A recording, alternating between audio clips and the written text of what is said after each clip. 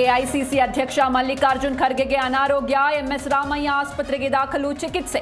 ಬಿಡುವಿಲ್ಲದ ಪ್ರಚಾರದಿಂದ ಆರೋಗ್ಯದಲ್ಲಿ ವ್ಯತ್ಯಾಸ.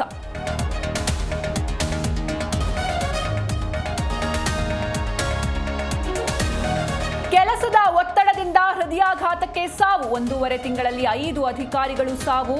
ಜಿಬಿಎ ನೌಕರರಲ್ಲಿ ಹೆಚ್ಚಿದ ಆತಂಕ.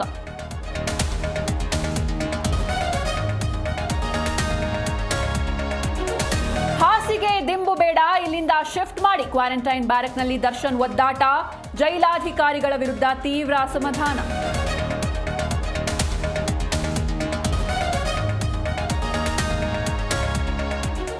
ನಾಡಿನಾದ್ಯಂತ ಆಯುಧ ಪೂಜೆ ಸಂಭ್ರಮ, ಮೈಸೂರು ಅರಮನೆಯಲ್ಲಿ ಆಯುಧ ಪೂಜೆ.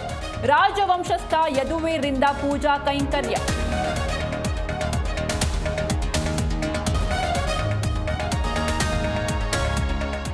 ಮಧ್ಯ ಫಿಲಿಪೈನ್ಸ್ ಪ್ರದೇಶದಲ್ಲಿ ಭೂಕಂಪ, ತಡರಾತ್ರಿ 6.9 ತೀವ್ರತೆಯ ಭೂಕಂಪ, 31 ಮಂದಿ ಸಾವು, 100 ಜನರಿಗೆ ಗಾಯ.